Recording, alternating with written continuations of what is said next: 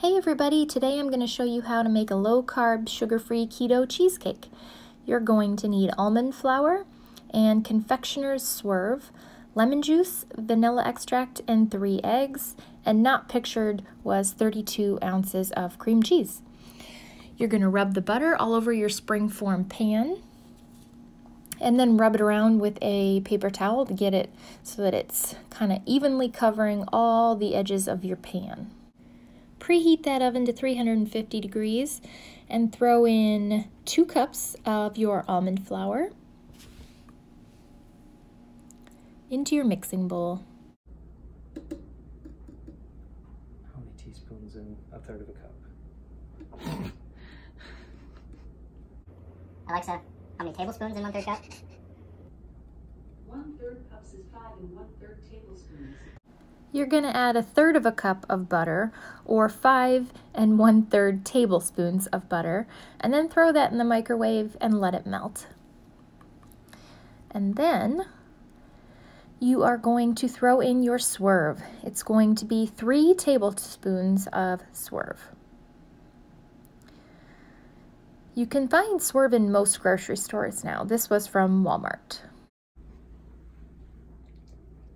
Butter into the dry ingredients. Not completely in. It's really hot.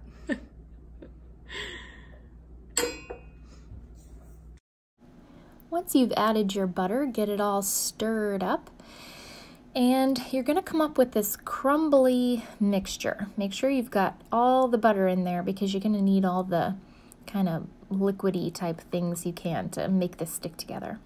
And then you're going to add 1 teaspoon of vanilla extract and stir that in. When you get it good and kind of crumbly, take your greased 9-inch springform pan or just a pan with parchment paper in the bottom so that it doesn't stick. And then you're going to pat it in. It's going to seem real crumbly, like this is not going to work. You're going to say, nope, you're crazy. But you just have to put some pressure and voila, you end up with a crust. Spread it all evenly along the bottom of the pan and then throw it in the oven 350 degrees for around 9 to 10 minutes. While your crust is baking, we're going to mix together the filling. So you're going to take 32 ounces of cream cheese. That's 4 packages, 4 8-ounce packages. And you're going to unwrap them and slap them into your mixer. I'm showing you one just for an example. And then I'm going to speed through the rest, just throwing it in the mixer. And then you beat together all of that cream cheese. And then make it kind of smooth. While that's beating up, we are going to add slowly our 1 1/4 cup of powdered erythritol, so powdered swerve. It says granular not recommended. For a smoother texture, use powdered swerve or erythritol, so sugar substitute. So Michael's doing it a little bit at a time, I think like by the 1/2 cup or something. So it's 1 1/4 cup of powdered swerve, added bit by bit. Add it and then mix it up. And then add some more.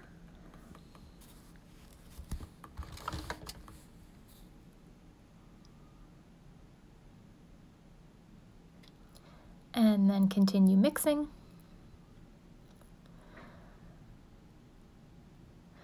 It usually only takes 1 package of the swerve that you buy at the store, but ours was almost out, so that's why we had to break into a 2nd package. Typically doesn't take that much. Swerve and almond flour are a little pricey, so just be aware. Mix those up well, and then scrape it all off, and then we are going to add in 3 eggs, 1 at a time, beating in between. Check on your crust. The recipe says to bake the crust for 10 to 12 minutes. In our oven, it takes just under 10, around 9 1/2. So slowly adding in your eggs and whipping that up.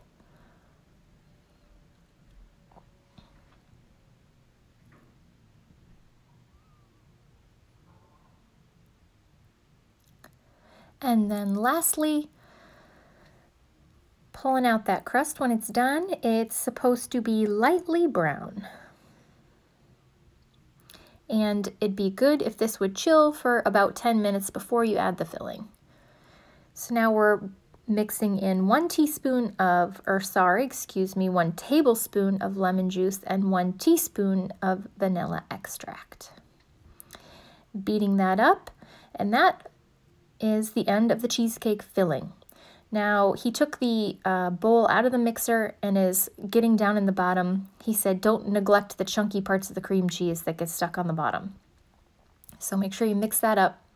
Give it a good beat so you're all mixed and you don't have any lumps. And then you're just going to plop it into your springform pan that has your crust already baked. Just plunk it in there and try and wiggle out some of those bubbles.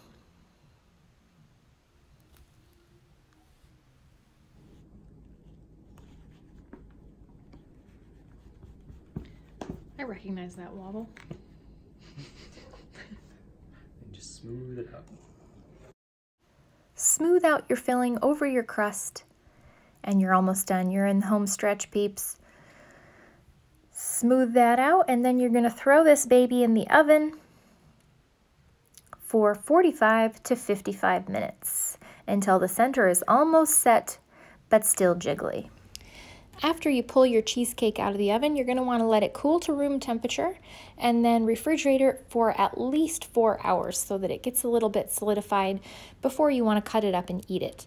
This recipe was written by Maya Kramph from wholesomeyum.com. I will link the recipe and that website down below.